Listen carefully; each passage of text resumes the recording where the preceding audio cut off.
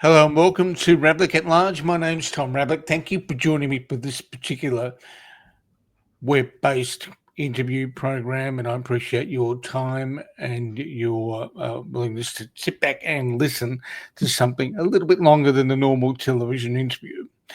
My guest today has spent a couple of years delving into the innards of consulting firms and accounting practices. She's been recognised recently by the Institute of Certified Management Accountants for her role in helping tell the community what consulting firms and accounting firms do when they engage in procurement services. Talking, of course, about Senator Barbara Pocock, who represents the Australian Greens in the Australian Senate. It also does a lot of committee work with the Finance and Public Administration Committee, as well as the Parliamentary Joint Committee on Corporations and Financial Services. She joins me now to talk about the committee work and a range of other things that have unfolded over the past 12 to 18 months. Hey, Barbara, thank you for joining me. Lovely to be with you, Tom. Thanks for mentioning those two committees. Let's not forget estimates also. A powerful part of the Senate's firepower in relation to public accountability. It is significant, but we will certainly touch on estimates as we go. But in your case, you have been immersed, possibly to the point where you've needed therapy in the world of accounting and consulting.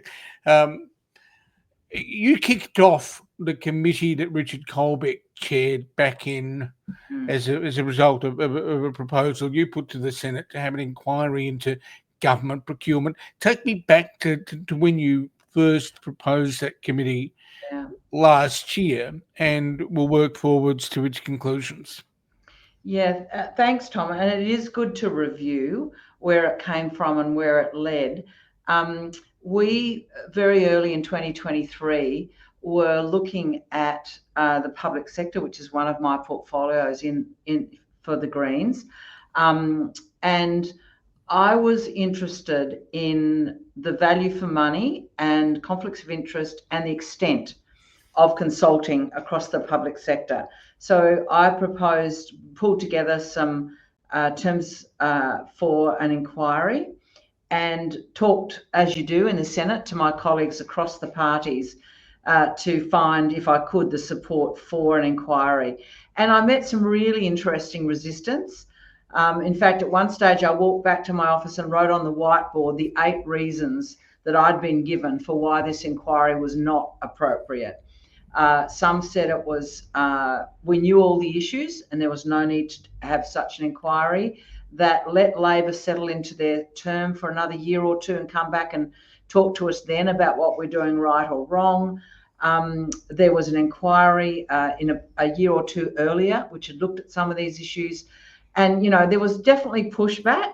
Nothing to see here, or we already know everything. And I'm really glad that I was able to talk people around, and we did all agree that we would proceed with an inquiry, which especially focused on the public sector, as it was sort of underneath the banner of the Finance and Public Administration Committee of the Senate. And here we are 2 years later with, encyclopedic knowledge now about what has gone wrong and very serious questions now on the public policy agenda. There were a whole bundle of parliamentary committee hearings that were held as a part of that procurement inquiry process. What are the things that stood out for you as a part of that? Because it went from the mid 2023 when you and I first started talking to each other, and then it led to February and March this year, and it culminated in a report in June. What are the key highlights to you from that particular committee hearing process? Yes, well, I don't quite sleep with it under my pillow, but it is a really important report, and it certainly reflects an enormous amount of evidence that was provided to the committee. This was really an inquiry into the extent of public sector reliance on the Big Four, the way in which the Big Four have entered into the provision of public sector, core public sector services in many cases. But it also especially focused on the misdemeanours of PwC, which, you know, unfolded last year in Technicolor, sadly, and really shocked a lot of Australians, including many in the Parliament. So we really did 2 other sub-reports specifically on PwC, and then came to the questions of principle about the public sector. And I think the main recommendations were about pushing back the size of that reliance, and really working hard to grow the public sector to cover the core work that needs to be done, but also drawing out what does principled ethical practice look like in these big firms. Now, there's a lot of disagreement across the parties about what exactly should happen on that, although we shared a very common outrage about what had gone wrong.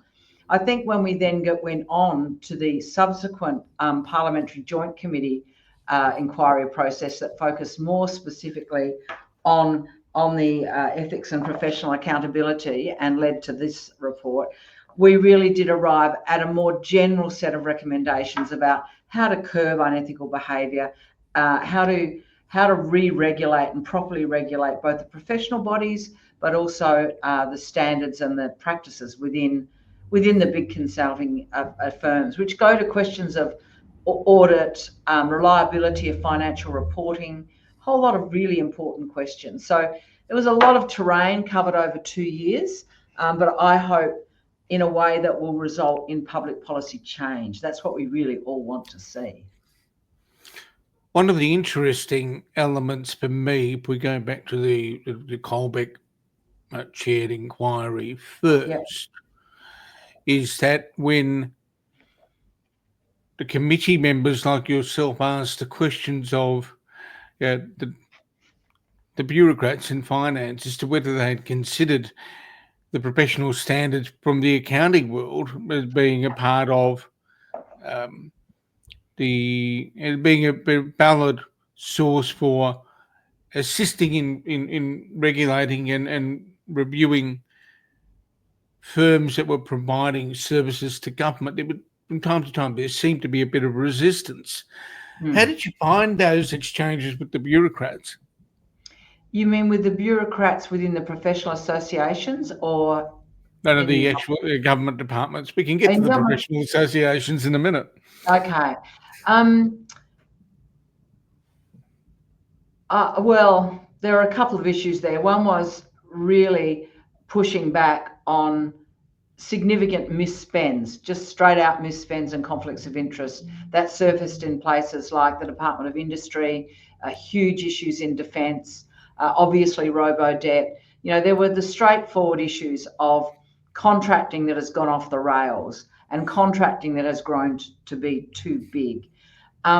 Then in terms of regulation, I reached a view that, and I think others did too, that what we were seeing was significant breakdown in the proper management of contracts, and in a way some of the lessons that were learned, say, over in Services Australia in relation to robo-debt or in relation to industry, where certain behaviours by firms weren't systematically responded to.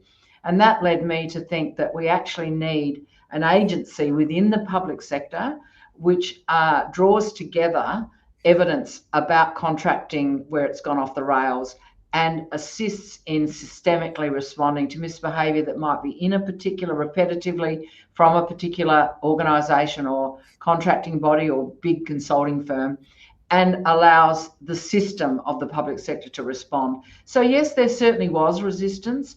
And I don't know whether you've seen some of the questioning and estimates, for example, of the Bureau of Meteorology.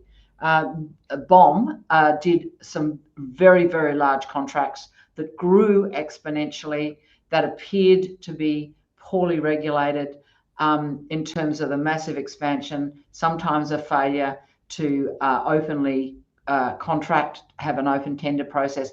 So there's been a real pushback by some very senior officials. But I think there has been certainly an awareness in the Labor government that this issue needs much closer management. And I think we have seen certainly a response in relation to contracting from the current government, which is very welcome. And we need to see more of it. One of the challenges throughout the first inquiry, and it kind of worked its way into the Parliamentary Joint Committee's work, is firstly the committees, both of the committees were concerned about the ethical conduct and the regulation of the firms doing the work. But there was also a concern about the way in which the firms doing the work are structured. Take me through some of the concerns that you had as the committee, from the first committee, and it bled into the second, about the structural issues.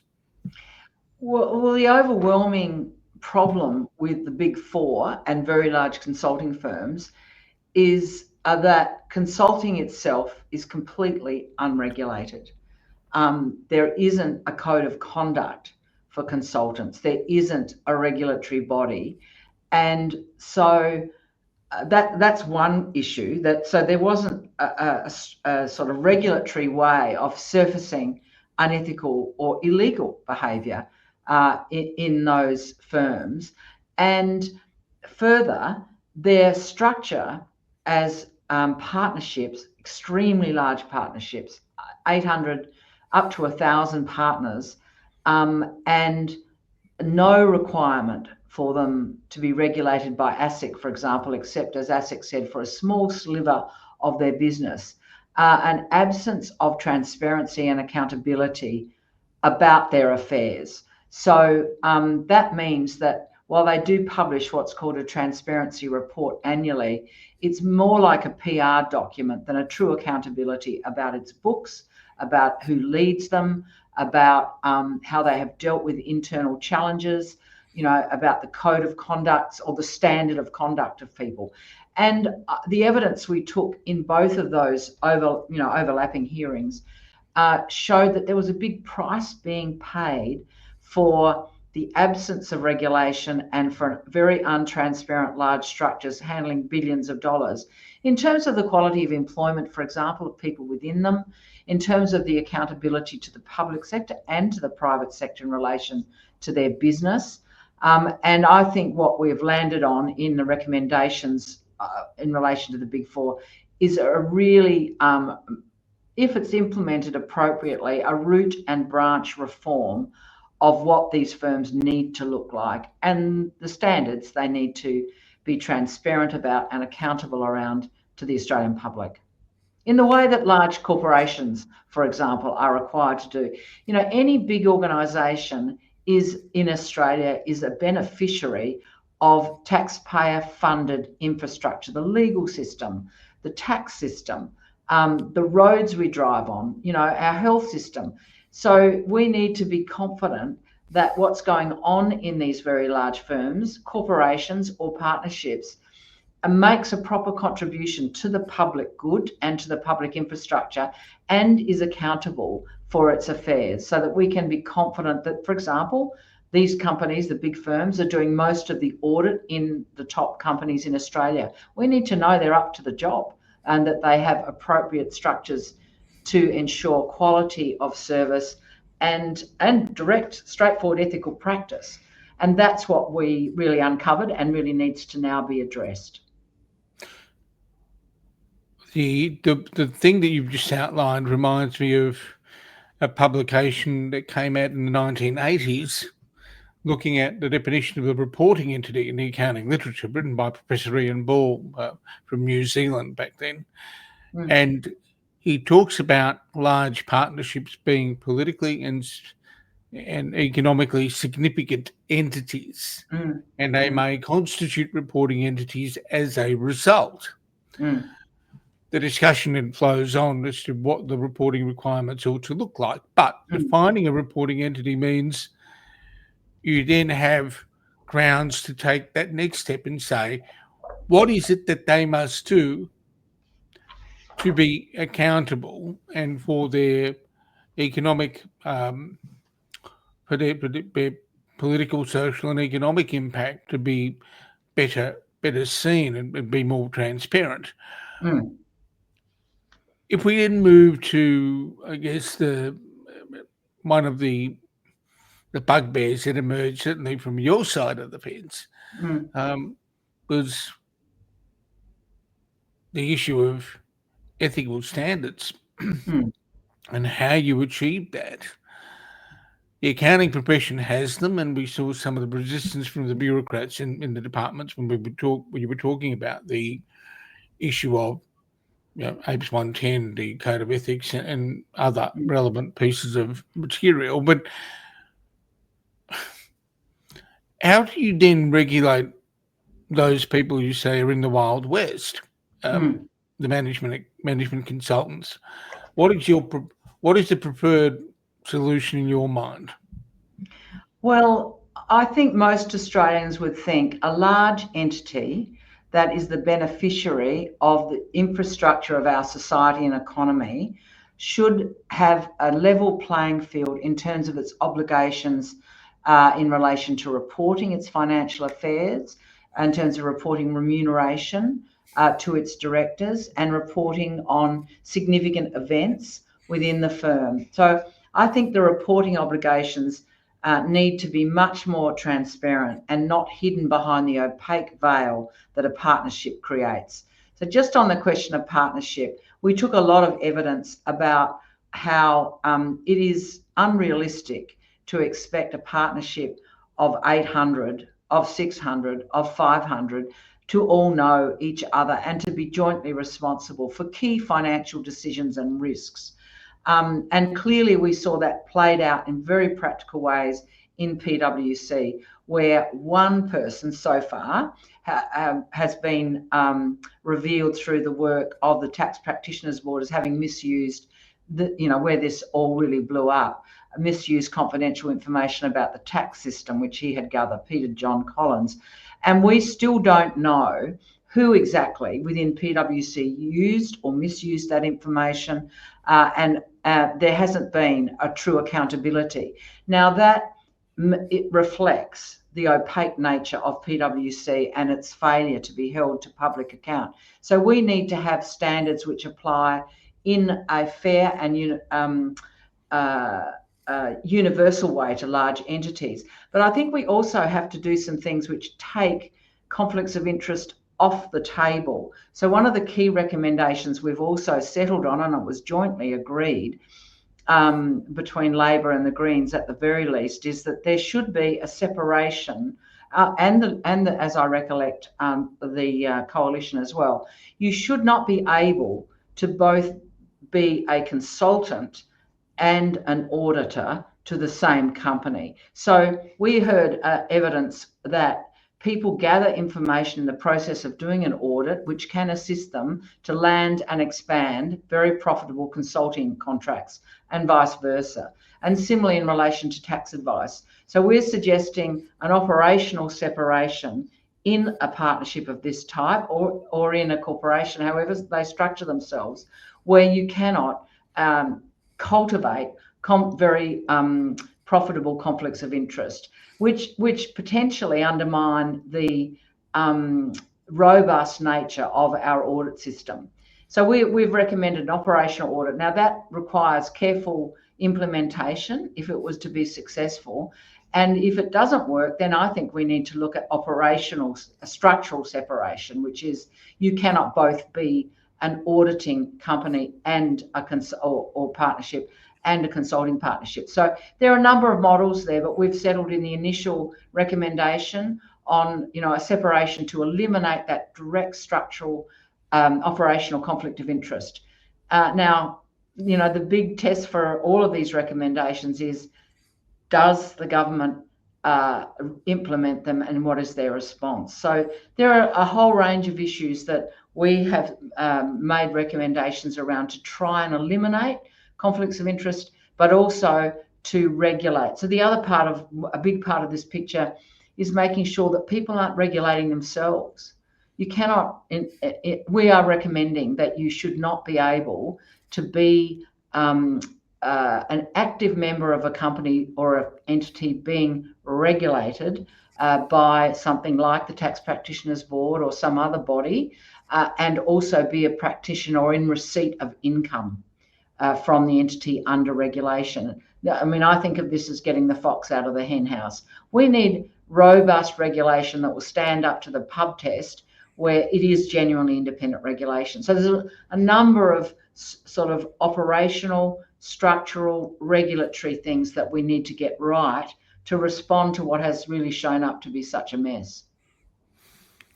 It's an interesting proposition when you talk about separating a firm operationally, that is the assurance side, with the side that is responsible for other parts of the practice. Whatever happens to sit in the other bucket, Yes. that is governed separately.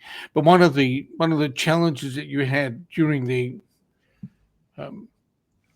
O'Neill committee hearing is that you were looking at elements of the report of the Financial Reporting Council, which said there's not enough regulation of audit being done by the corporate regulator. There's not enough sets of working papers being examined, in a sense, to make sure people feel afraid of the regulator. That the regulator will come along and find something randomly and make them all look inadequate. Take me back to your reaction to when you started to hear that flow through in evidence in terms of ASIC's audit regulation. Well, it really was shocking to think that such important work, the audit of our large companies,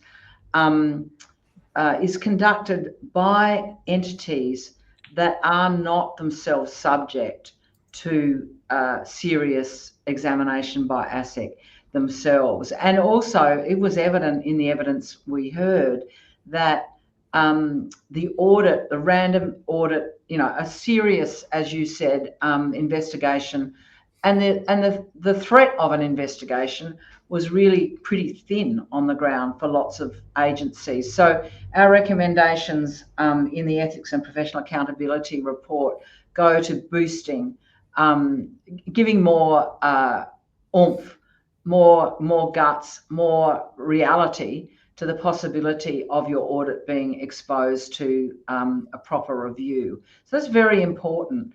And also it goes to that thing of, if you are a large firm, a large multi-service firm, you have to make a choice about whether you are offering those consulting services or those auditing services, and that will allow you to avoid the conflicts of interest that really have the potential to be perceived as polluting or affecting a rigorous audit, or a set of consulting practices that draw on audit knowledge, which we really don't want to see. One of the interesting things over several decades, at least for me, has been watching the debate on non-audit and audit services. And one of the ways in which you're able to assess whether an audit firm is doing the right thing is to look at the transactions they've undertaken with an audit client. Yes. And measure those transactions or review those transactions in line with the independence rules and determine whether they've actually violated the independence rules in any of those transactions and penalise them appropriately. Is the problem an absence of regulation, or is it the problem a lack of a creative approach to regulating the profession? Well, I think there are several things there, Tom. One is regulation requires the ability to actually open the can and look at what's happening inside, and we don't have that for big partnerships. But secondly, we need a regulator with a robust capability to actually do that work as well. And I think we've got weaknesses in both elements of that. And we also have, and we saw it very clearly in PwC. If you look at Ziggy Zukowski's review of what was going on in PwC, we had a practice, PwC leaders had a practice which allowed ethical practice to be completely overrun by the chasing of the dollar. Revenue. So it wouldn't have mattered what regulator you had in many ways, or what the regulations were, or how robust the regulator was. It was runaway bad practice. And it had been going on for a long time. For the whole 8 years, for example, for many years before it was actually sprung, things had been totally a mess in terms of ethical practice in elements of PwC.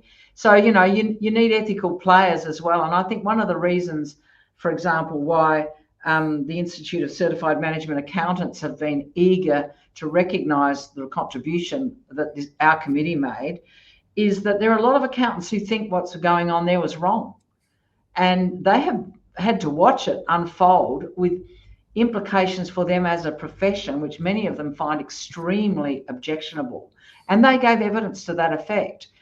People running accounting firms in small country towns or regional areas or cities who would no more do something unethical than chop off their arm. And they are really upset by what they have seen unveiled in these very big, super profitable entities in recent years. So yes, we need good regulations, we need robust regulators, but we also need a profession that takes ethics seriously and hold each other to account as a profession. And there'll be no substitute for that latter behaviour in the future, no matter what regulatory regime we set up.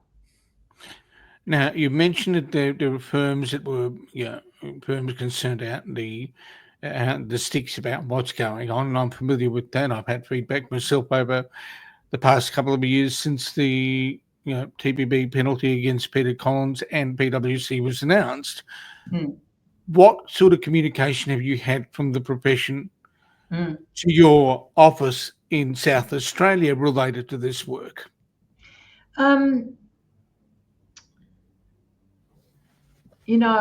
I don't think I've had a single communication from an accountant or someone in the profession who has said, please stop what you're doing. You're on the wrong track. I have had hundreds of communications. I wouldn't be able to say how many were from South Australians or how many were from other parts of Australia, but I have had so many messages, emails, comments on social media, people I've met, including at the Hall of Fame dinner a couple of weeks ago, where people have come up to me and said, thank you. And thanks to Deb O'Neill. And thanks for working together. Thanks for actually focusing on trying to make things better and for drawing into daylight things that they feel ashamed of or think were wrong.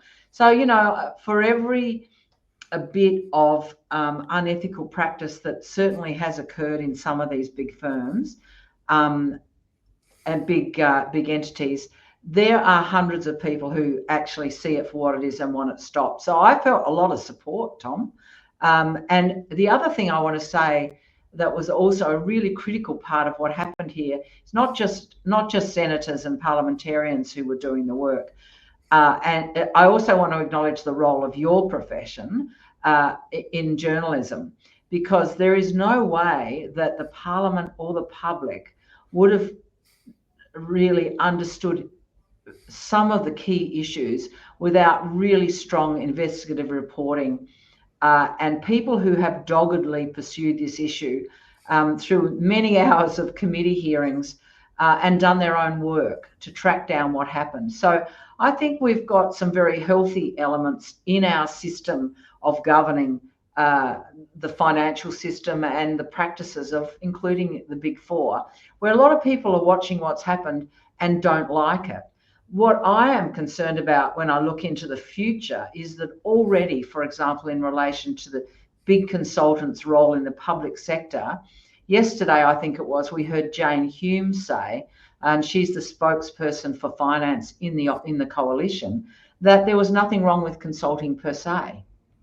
Now, we also heard in the last few days an attack, I read it as an attack of Mr. Littleproud on the growth in the public sector that we've seen in the last year in response to the contraction of the amount of contracting out in the public sector. So I'm really hoping we haven't got a lot of politicians with very short memories or who are deliberately hoping to bury the facts and the issues that the last 2 years of the Senate inquiry and the parliamentary inquiry have revealed, and turn back to massive outsourcing and to running an argument that the public sector is too big. Because there's absolutely no way we can pull back the billions of dollars that we have been spending very profitably with very poor value for money and direct conflicts of interest in some of these consulting firms and entities.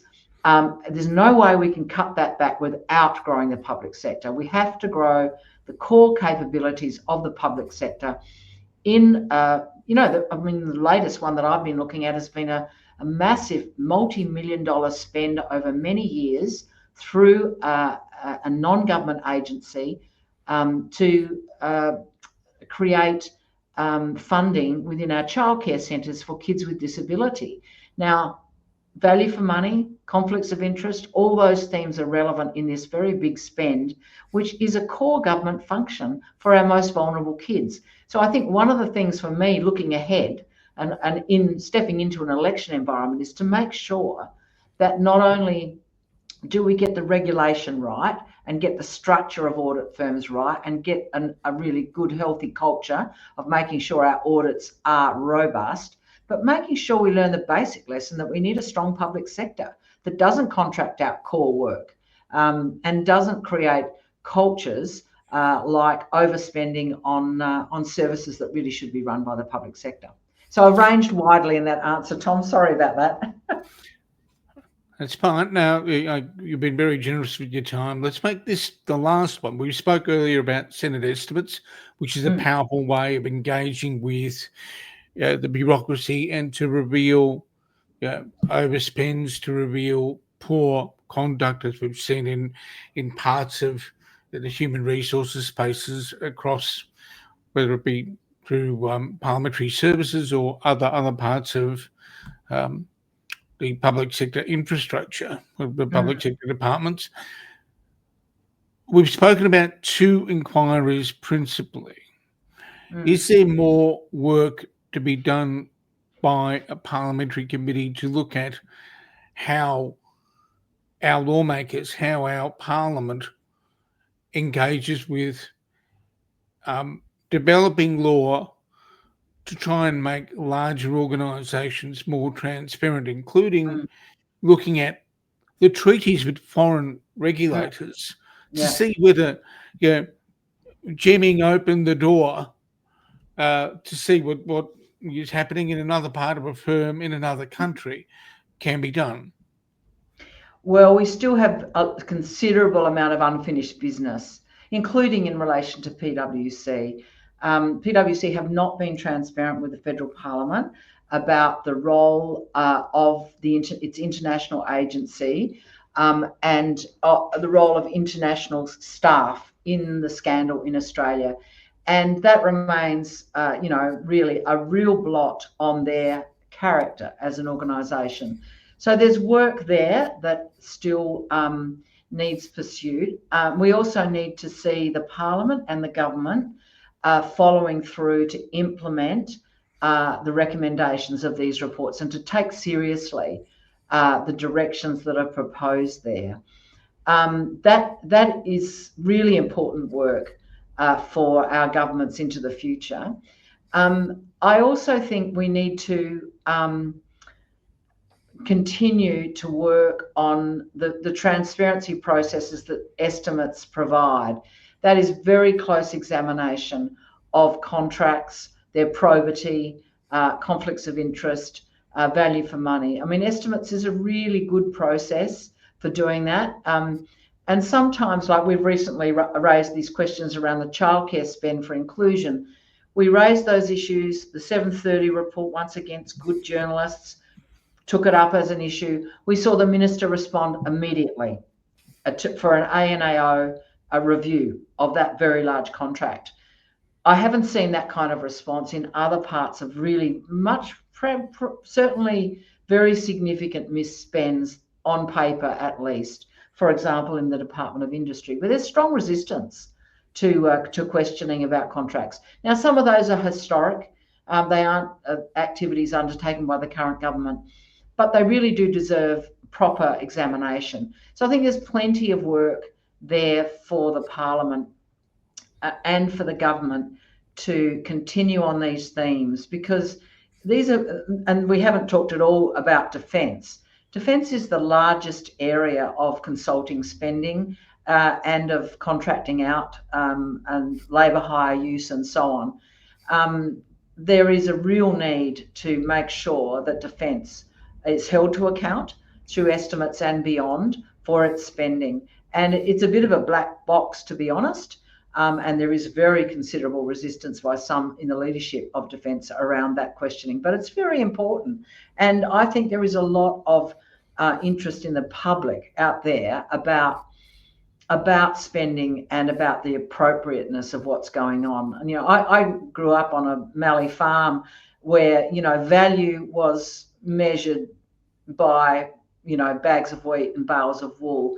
And I feel like I've got my farming parents at my shoulder, and on the other shoulder I've got your average nurse or teacher, who's earning 80, maybe 100,000, paying 20 to 30,000 in tax, who the astronomical sums that we have heard about through these inquiries, they find it very shocking. And it is their 20 or 30,000 in tax that's going to fund these really quite out of control contracts in some cases that have been revealed. So, I think the average taxpayer and worker out there wants this work to continue and wants us to see more probity and better regulation. And they want to be able to say, when they look at their super fund, they want to have confidence that the auditing system in our country, that's so important to financial, to a robust financial system, is actually working. So there's plenty of work there ahead, I think, Tom. I don't think you'll be able to retire soon, that's for sure. And you've been a very persistent inquirer into all of these issues, along with other journalists, and really important work. Well, thank you for you've been very generous with your time, Barbara. So thank you so much for joining me today, and have a great Christmas. And no doubt we'll stay in touch in the coming weeks and months. No worries, Tom. You have a good break too. All the best. I've been speaking with Barbara Pocock, the Senator from South Australia for the Australian Greens, about the committee work that she'd been doing alongside Senator Deborah O'Neill, Senator Paul Scar, Senator Richard Colbeck, and a range of other people. Thank you for joining me for this episode, and I'll be back soon with another episode of Ravlic at Large. Thanks, Tom.